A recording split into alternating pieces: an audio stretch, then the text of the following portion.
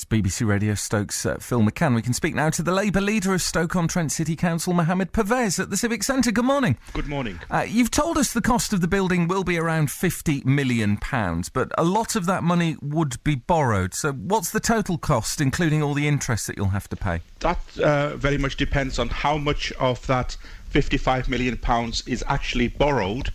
But as a ballpark figure, for every £10 million that's borrowed, the interest cost is around about £800,000.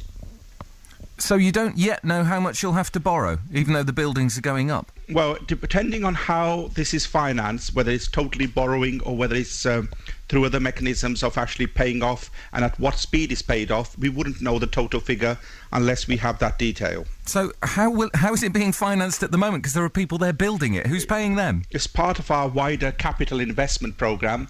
And it is in the capital investment programme that we have put forward and will continue to put forward. And there's a number of projects within that capital programme, including city centre development, including building schools for future programmes and so on. How frustrating is it for you that so many of the people who pay their taxes in Stoke-on-Trent don't seem to get it? They don't seem to understand why you'd spend £50-odd million building a new headquarters when you've already got one, while you're making cuts of £31 million this year. To be honest with you, I don't find it frustrating. The questions that the public are asking are the very questions I myself asked officers when the proposal was first put forward. However, what is clear is Stoke-on-Trent is the 13th largest city, and we have a city centre that ranks something of the order of 76th in the country in terms of its retail offer. We can't simply sit back and allow that to continue.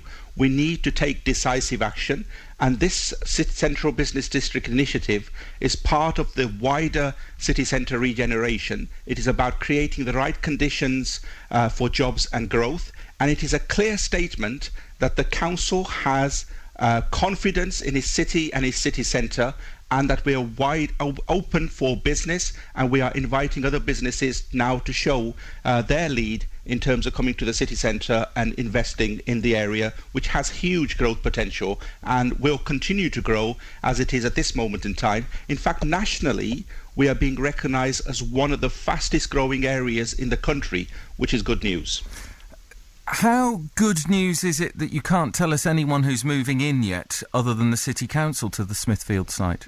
Quite clearly, it will be very difficult and inappropriate for me to go into any details until such time we are ready to sign with respect, contract. This is what the electorate wants to know. Yes, absolutely. And these are commercially sensitive discussions that are taking place behind the scenes.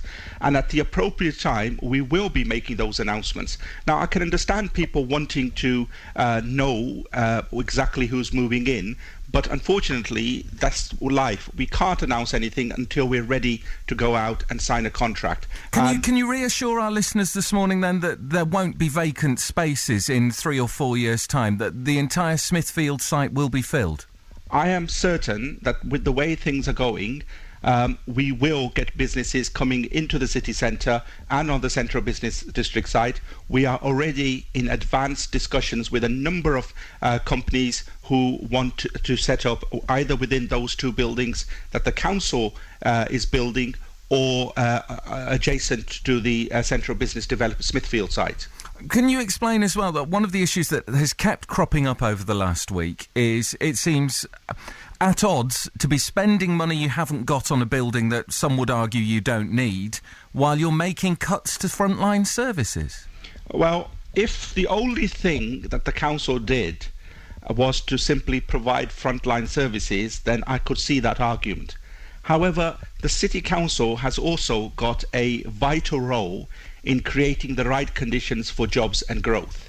And this is, as I say, part of that agenda to ensure that we are punching above our weight, to ensure that the City Council is taking a lead in giving the business sector a sense of confidence that our city centre, has got a huge growth potential and has got the ability to become a modern 21st century city, which is what we're trying to do. So yes, it might be a difficult decision, but it's absolutely the right thing to do, and all these things will make a difference in the long run in terms of the economic prosperity of the city. We're not unique in terms of what we're doing. Other local authorities have done similar things. For instance, Coventry are doing exactly the same thing with their city centre. They are building a civic building in the city centre to then instill confidence and bring about other private sector developments in there. Another point that got raised through the week, it's been reported that you're spending over £5 million on furniture for your new home. Yes. Why? You've already got desks and chairs. Why not just move them? Let me tell you, it's not just a question of spending £5 million on furniture. This is an overall budget that we have for this purpose, which will be spent wisely over the next few years. Quite clearly, furniture gets old. It gets, in a state of disrepair and will need repairing. But ultimately, we will to draw that money as and when it's needed, not necessarily just go ahead and use £5 million as a target. And it's for all the council operations across the city, not just the central business district. Carol from Cllr's been in touch and says, is it true that you'll now be running 2 civic centres side by side because you can't sell the one in Stoke? Obviously you can't not move into Hanley, but it doesn't make financial sense. Well, look, we have listened to the people of Stoke and we are keeping an officer presence in the Stoke civic offices. But if you'd really listened to some of the people in Stoke, you wouldn't have moved to Hanley, would you? Well, look, we are listening to people who have told us that jobs and growth is their number one priority. I have just come away from a very comprehensive community engagement exercise called My City, My Say. We have asked people what their priorities are, and their number one priority still remains to be jobs and growth.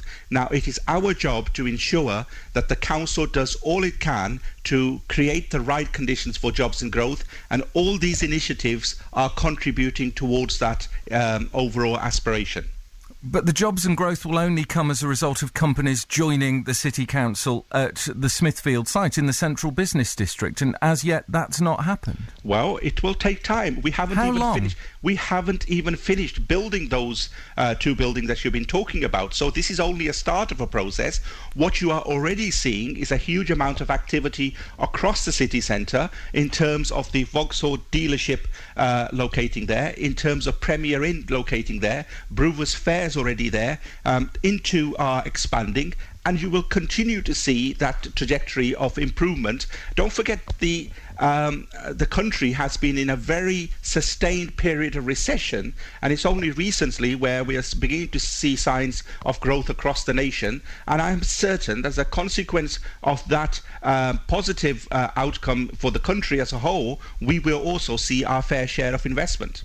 Chris in Biddulph says, who designed this? Because for a landmark building, they already look tacky and a bit dated. How happy are you with the designs? Well, if I'm honest, when I first of all saw that coloured building, that wasn't exactly to my taste, personally. Who signed it off, then? I am more a traditional person, and I like those kind of traditional buildings. None of the buildings are looking tacky, so I would have to refute that quite strongly. And I've been to see both of those buildings on Friday, and they look fantastic.